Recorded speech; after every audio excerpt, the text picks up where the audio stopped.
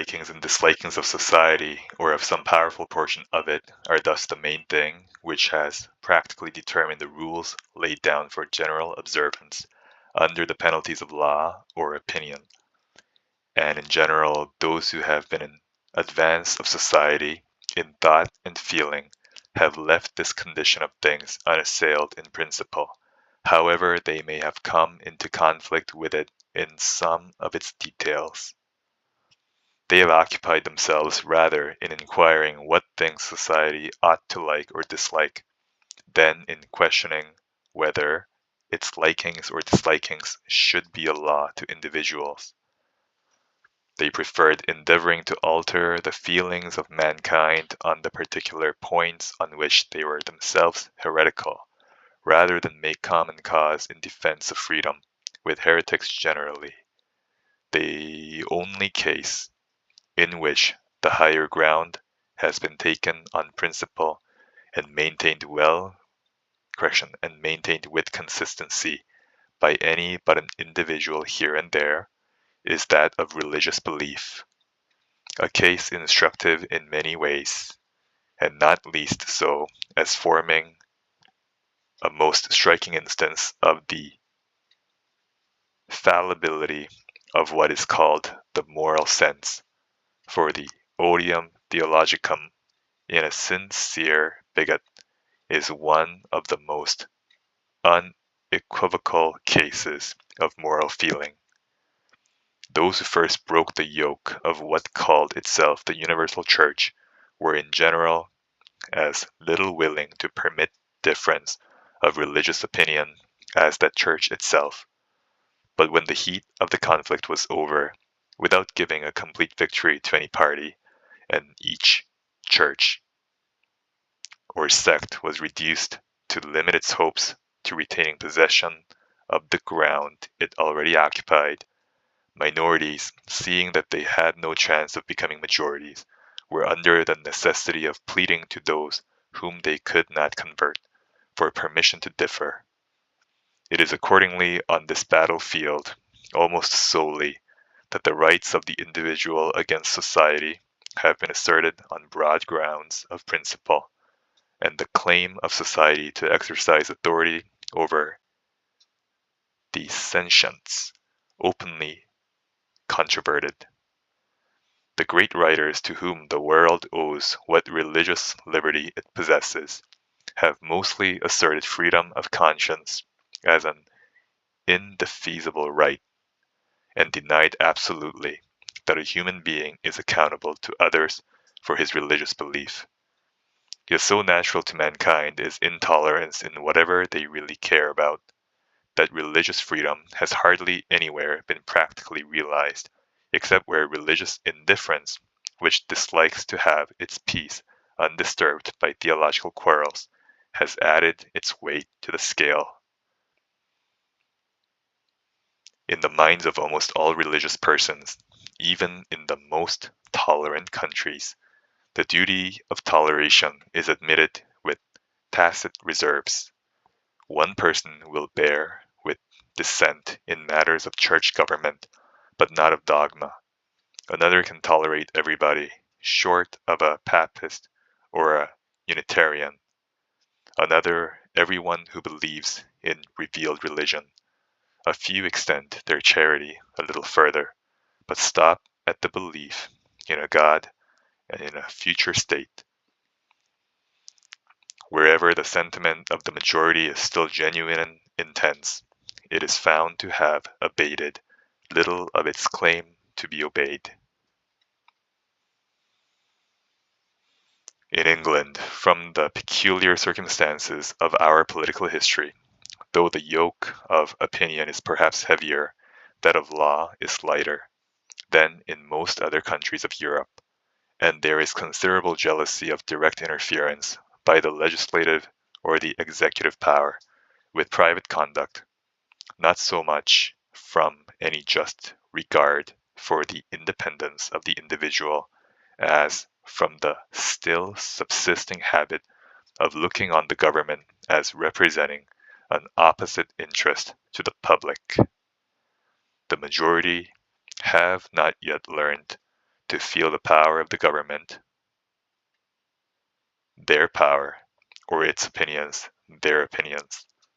When they do so, individual liberty will probably be as much exposed to invasion from the government as it already is from public opinion. But as yet, there is a considerable amount of feeling ready to be called forth against any attempt of the law to control individuals in things in which they have not hitherto been accustomed to be controlled by it, and this with very little discrimination as to whether the matter is or is not within the legitimate sphere of legal control, insomuch that the feeling, highly salutary on the whole, is perhaps quite as often misplaced as well grounded in the particular instances of its application. There is, in fact, no recognized principle by which the propriety or impropriety of government interference is customarily tested. People decide according to their personal preferences. Some, whenever they see any good to be done or evil to be remedied, would willingly instigate the government to undertake the business, while others prefer to bear almost any amount of social evil rather than add one to the departments of human interests amenable to government control. And men range themselves on one or the other side in any particular case, according to this general direction of their sentiments, or according to the degree of interest which they feel in the particular thing which it is proposed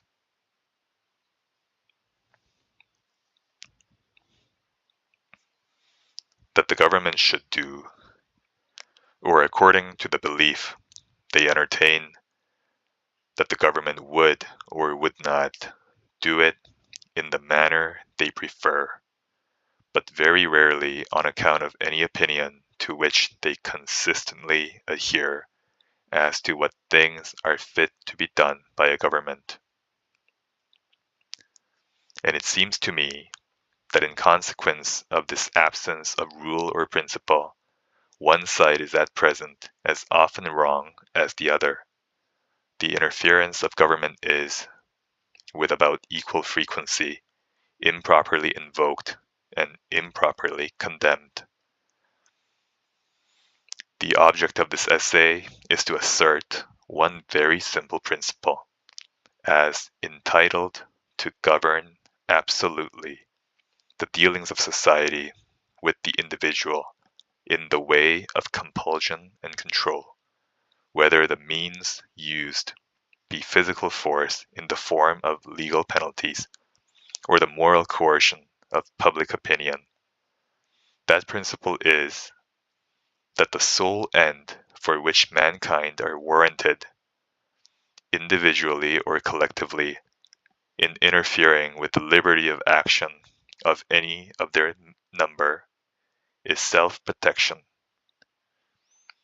That the only purpose for which power can be rightfully exercised over any member of a civilized community against his will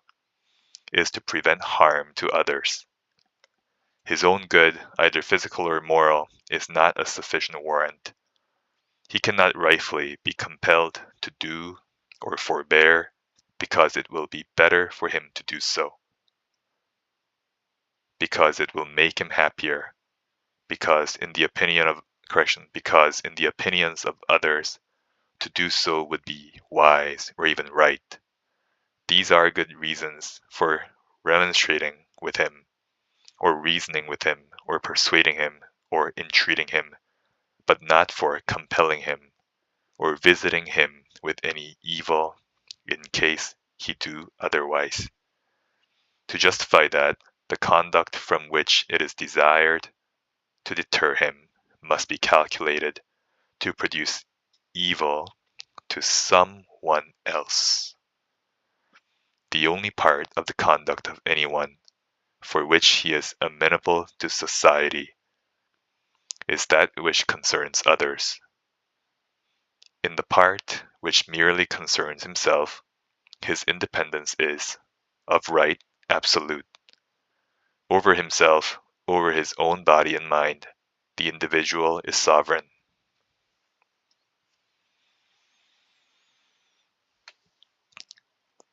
It is perhaps hardly necessary to say that this doctrine is meant to apply only to human beings in the maturity of their faculties. We are not speaking of children or of young persons below the age which the law may fix as that of manhood or womanhood. Those who are still in a state to require being taken care of by others must be protected against their own actions as well as against external injury. For the same reason, we may leave out of consideration those backward states of society in which the race itself may be considered as in its nonage. The early difficulties in the way of spontaneous progress are so great that there is seldom any choice of means for overcoming them, and a ruler full of the spirit of improvement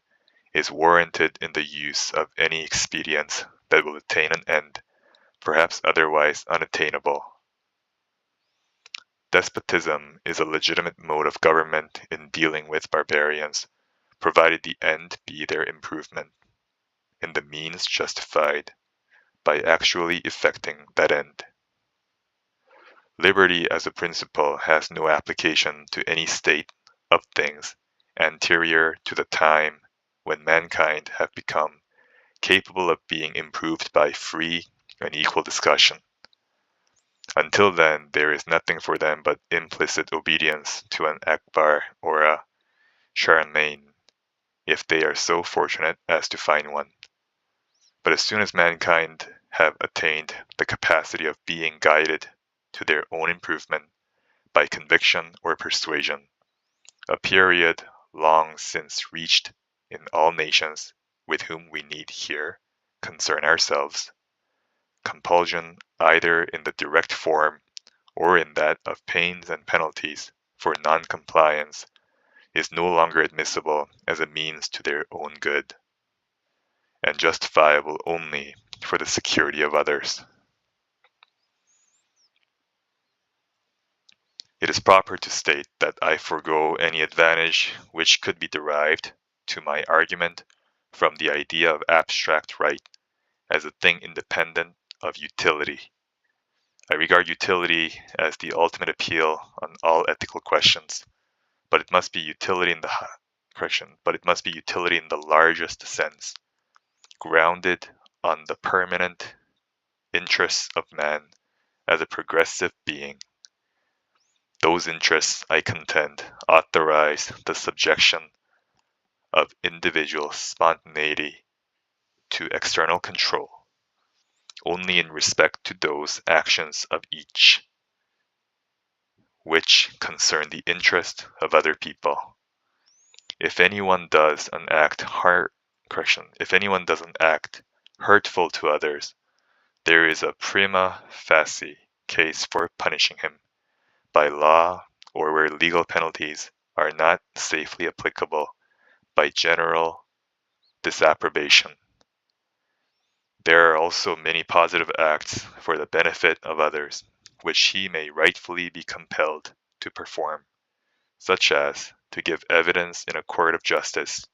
to bear his fair share in the common defense,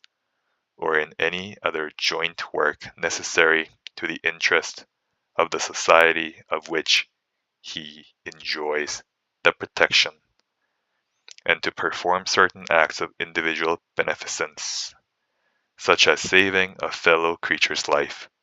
or interposing to protect the defenseless against ill usage, things which, whenever it is obviously a man's duty to do, he may rightfully be made responsible to society for not doing. A person may cause evil to others not only by his actions, but by his inaction. And in either case, he is justly accountable to them for the injury. The latter case, it is true, requires a much more cautious exercise of compulsion than the former.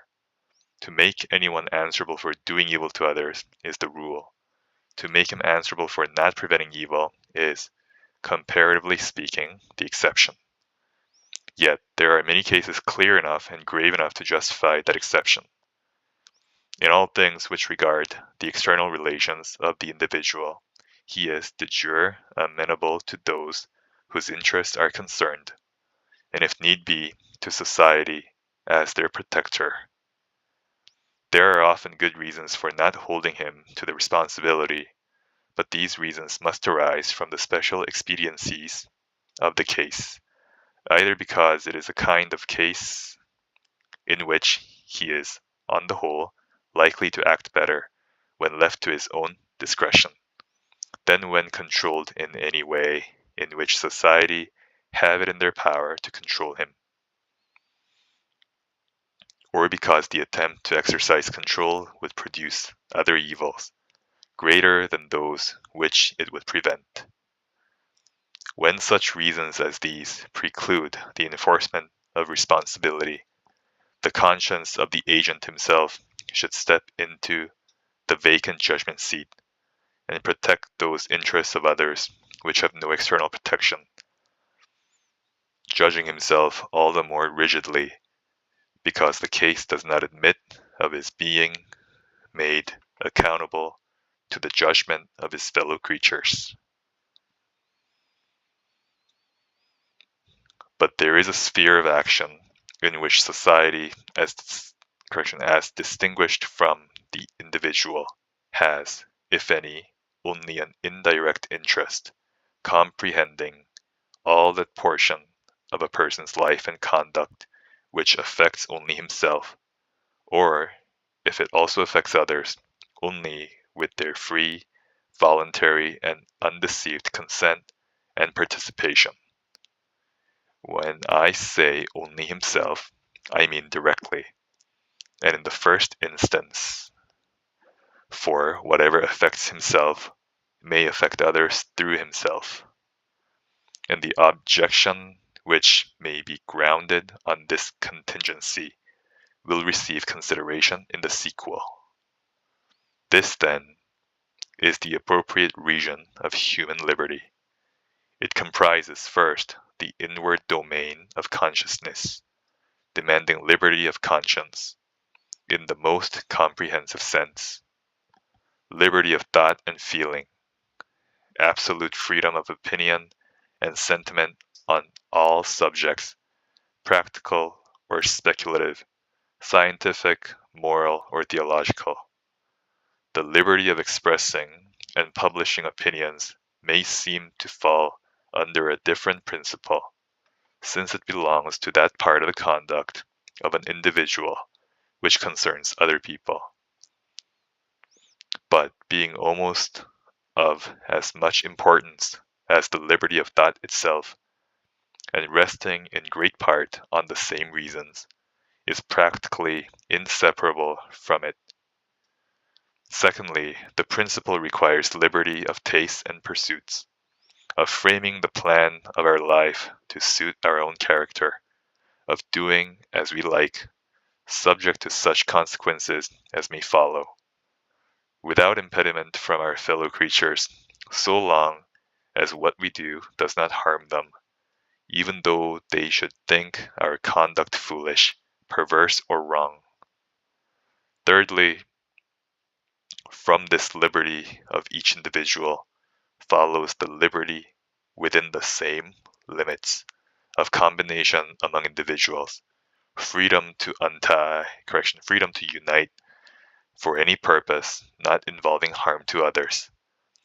The persons combining being supposed to be of full age and not forced or deceived. No society in which these liberties are not, on the whole, respected is free, whatever may be its form of government, and none is completely free in which they do not exist absolute and unqualified. The only freedom which deserves the name is that of pursuing our own good in our own way, so long as we do not attempt to deprive others of theirs or impede their efforts to obtain it. Each is the proper guardian of his own health, whether bodily or mental or spiritual. And spiritual. Mankind are greater gainers by suffering each other to live as seems good to themselves than by compelling each to live as seems good to the rest.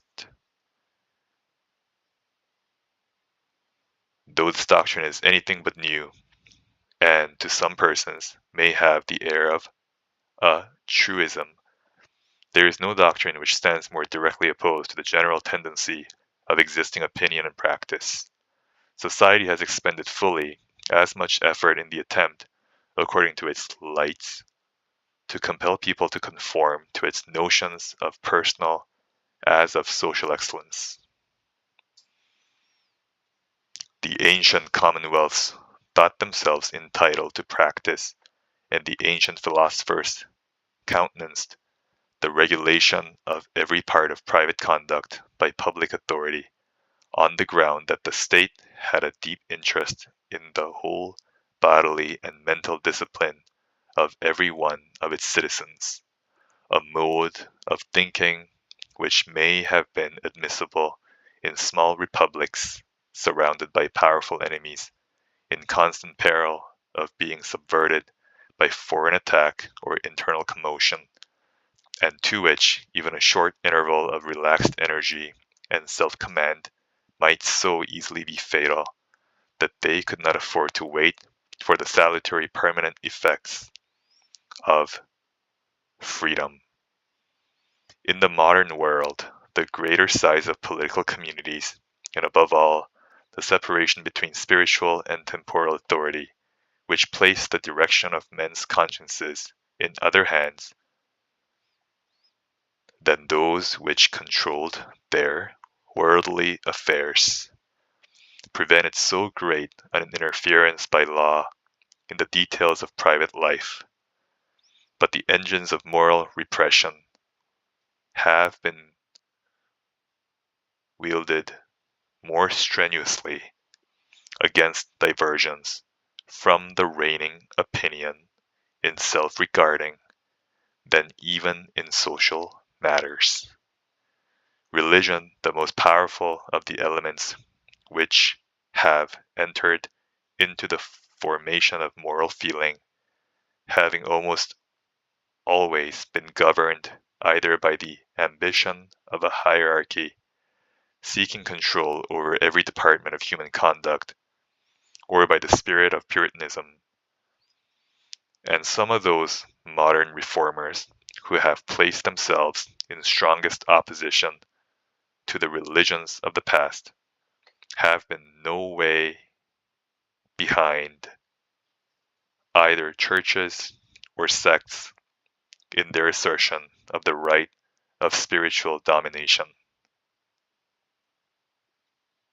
M. Comte, in particular, whose social system, as unfolded in his Traité de politique positive, aims at establishing, though by moral more than by legal appliances, a despotism of society over the individual, surpassing anything contemplated in the political ideal of the most rigid disciplinarian among the ancient philosophers.